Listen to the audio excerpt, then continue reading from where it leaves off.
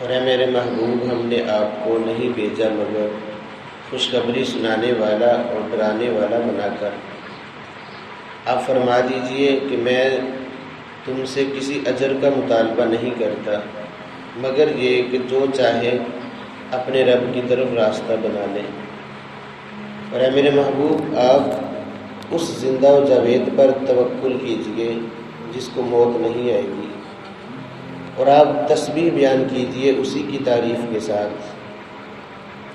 اور کافی ہے اللہ رب العزت اپنے بندوں کے گناہوں سے باخبر۔ وہ ذات جس نے آسمان و زمین اور اس کے مابین کو 6 دنوں میں پیدا فرمایا، پھر وہ عرش پر مستوی ہو گیا، وہ رحمان ہے، بس آپ پوچھ لیجئے کسی جاننے والے سے۔ اور جب ان سے کہا جاتا ہے اسجدوا للرحمن کہ رحمان کو سجدہ کرو، قالوا کہتے ہیں وما الرحمن، رحمان کیا چیز ہے؟ انسجد، کیا ہم سجدہ کریں اس چیز کو جس کا آپ ہمیں حکم کرتے ہیں؟ وزادہم نفورا، اور یہ چیز ان کے درمیان نفرت کو اور زیادہ بڑھا دیتی ہے۔ ان آیات میں اولاً اللہ رب العزت نے اپنے پیارے حبیب صلی اللہ علیہ وسلم کی رسالت کو بیان فرمایا، پھر اپنی شان عظیمی کو بیان فرمایا کہ میرے محبوب، ہم نے آپ کو خوشخبری سنانے والا اور ڈرانے والا بنا کر بھیجا ہے۔ تمام انبیاء علیہ السلام کا ایک ہی مقصد ہوتا تھا، لوگوں کو خوشخبریاں سناتے، یعنی جو دین پر چلتے، دین کی طرف آ جاتے، ان کو جنت کی خوشخبری، آخرت کی نعمتوں کی خوشخبری، دنیا کی عزت کی خوشخبری سناتے، اور جو اس راستے کی طرف نہ آتے ان کو جہنم سے، آخرت سے ڈراتے۔ تو یہ 2 ہی چیزیں ہیں، انذار اور تبشیر، کہ آدمی کے اندر ڈر بھی ہونا چاہیے اور اللہ رب العزت کی رحمت پر پر امید بھی ہونا چاہیے آدمی کو۔ یہ دونوں چیزیں آدمی کو اعمال پہ کھڑا کرتی ہیں۔ ظاہر بات ہے جس چیز کا ڈر ہوگا آدمی اس کے قریب نہیں جائے گا۔ جب پتہ ہوگا اس گناہ کا انجام یہ ہے تو آدمی اس سے 100% بچے گا، اور جب پتہ ہوگا اس عمل پر مجھے یہ ملنے والا ہے تو آدمی اس عمل کو خوش دلی سے انجام دے گا، اس کو پورا کرے گا۔ تو یہ 2 ہی چیزیں ہیں۔ تو تمام انبیاء علیہ السلام اسی کے لیے آئے، لوگوں کو خوشخبریاں بھی سناتے، اور بس اوقات جو نافرمان، مشرک، ظالم ہوتے ان کو اللہ کے عذاب سے ڈراتے بھی تھے۔ اور آگے فرمایا کہ میرے محبوب ان سے کہہ دیں کہ میں اس دعوت و تبلیغ پر تم سے کسی اجر کا مطالبہ نہیں کرتا۔ یہ کافروں سے کتاب ہے، اے میرے محبوب ان کافروں سے کہہ دیں کہ میں تم سے کسی اجر کا مطالبہ نہیں کرتا، ہاں میری ایک چاہت ہے کہ تم میں سے کوئی جو چاہے اپنے رب کی طرف کوئی راستہ بنا لے، یعنی اللہ کے راستے کی طرف، صراط مستقیم کی طرف وہ آ جائے، بس یہی میری چاہت ہے۔ اور آگے حکم دیا ہے میرے محبوب آپ اس ذات پر بھروسہ کیجئے جو زندہ اور جاوید ہے، جس کو موت نہیں آئے گی، یعنی اللہ رب العزت پر بھروسہ کیجئے۔ اللہ تعالیٰ اپنے حبیب کو یہ حکم دے رہے ہیں کہ ساری امیدوں کا مرکز اللہ ہی کو بنائیے، اللہ ہی کی ذات ایسی ہے کہ جو بھروسے کے لائق ہے۔ تو رات میں عبارت ہے کہ لا تتوکل علی ابن آدم فإن ليس له ثبات، کہ آدم کے بیٹے پر، کسی بیٹے پر توکل، بھروسہ مت کرو، کیونکہ اس کے لیے کوئی ثبات نہیں ہے، وہ فانی ہے، اس نے فنا ہو جانے والا ہے، اس کی ہر چیز عارضی ہے، مستعار ہے، اللہ نے دی ہے، تو لہٰذا کسی پر بھی بھروسہ نہ کرو، بلکہ کس پر بھروسہ کرنا ہے؟ توکل علی الحی الذی لا یموت، اس ذات پر بھروسہ کرنا ہے جو زندہ اور جاوید ہے، جس کو موت نہیں آنے والی۔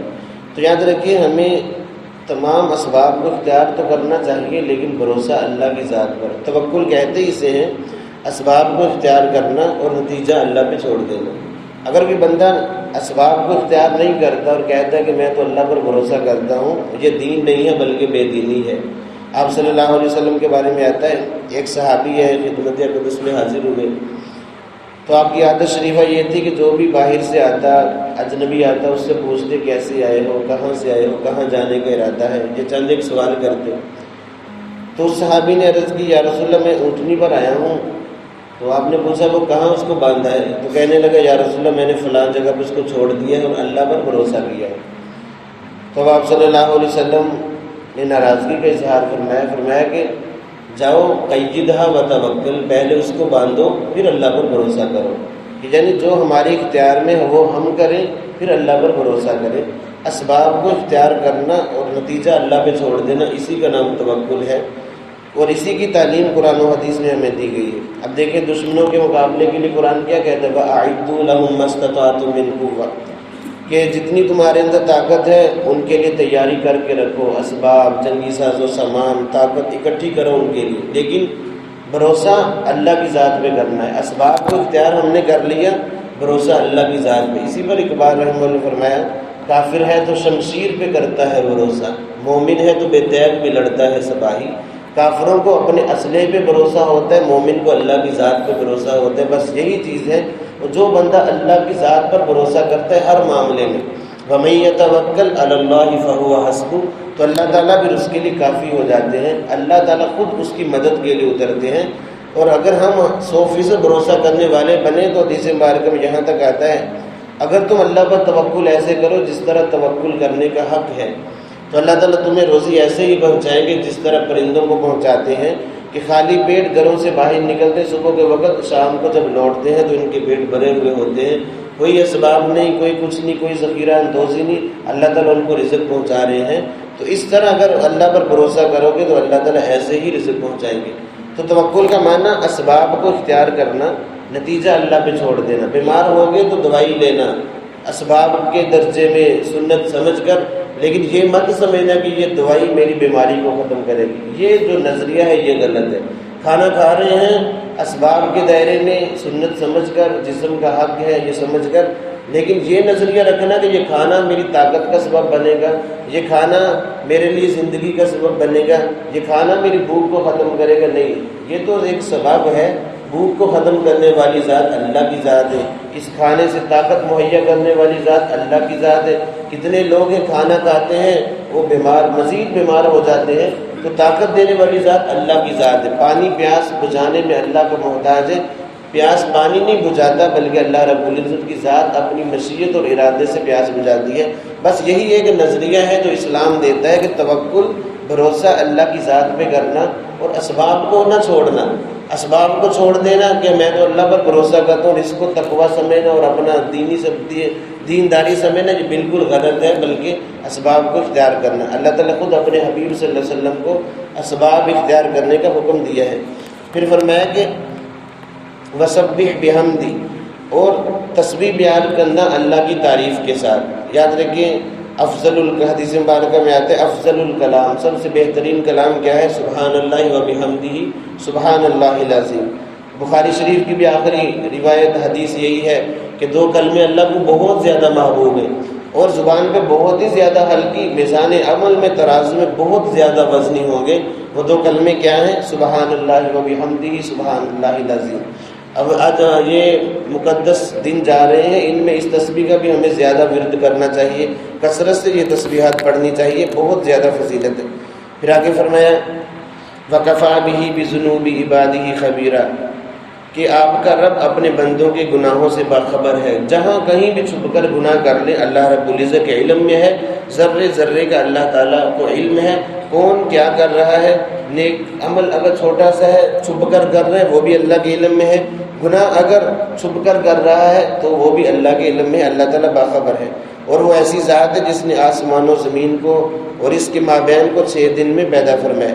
اب یہاں سوال پیدا ہوتا ہے اللہ کی قدرت تو یہ ہے انما امرہ اذا اراد شیئا ان یقول له کن فیکون، جب کسی چیز کا ارادہ فرماتے ہیں اس کو کہتے ہیں ہو جا، وہ چیز وجود میں آ جاتی ہے۔ تو 6 دن کیوں لگ گئے اللہ تعالیٰ کو؟ 6 دنوں میں کیوں یہ سارے نظام کو، آسمان و زمین اور اس کے مابین جو مخلوقات ان کو پیدا فرمایا؟